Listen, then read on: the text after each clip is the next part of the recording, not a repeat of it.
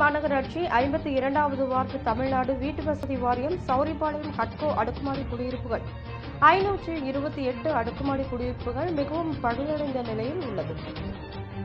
அவற்றை இடித்துவிட்டு புதிய அடுக்குமாடி குடியிருப்புகள் கட்டுவது சம்பந்தமாக ஏற்கனவே மாண்புமிகு தமிழக வீட்டுவசதித்துறை அமைச்சர் சு. முத்துசாமி அவர்கள் நேரில் வருகை தந்து இதுகுறித்து ஆய்வு செய்து பேசியுள்ளார்.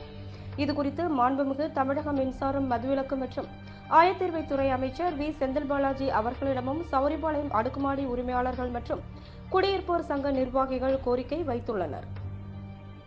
இதுகுறித்து தமிழ்நாடு வீட்டுவசதி வாரியம் சௌரிபாளையம் ஹட்கோ அடுக்குமாடி உரிமையாளர்கள் மற்றும் குடியிருப்போர் சங்க நிர்வாகிகளுடன் PSG ஹட்கோ கோவை மாநகர் கிழக்கு மாவட்ட திமுக பொறுப்பாளரும் முன்னாள் சட்டமன்ற உறுப்பினருமான நா. கார்த்திக் அவர்கள் கலந்துரையாடிய போது இதுகுறித்து கோவை மாநகராட்சி கிழக்கு மண்டல தலைவர் லக்குமி இளஞ்செல்வி கார்த்திக் MC அவர்கள் புதிய வீடுகள் கட்டுவது குறித்து அடுக்குமாடி குடியிருப்போர் சங்க நிர்வாகிகளிடம் கேட்டறிந்தார்.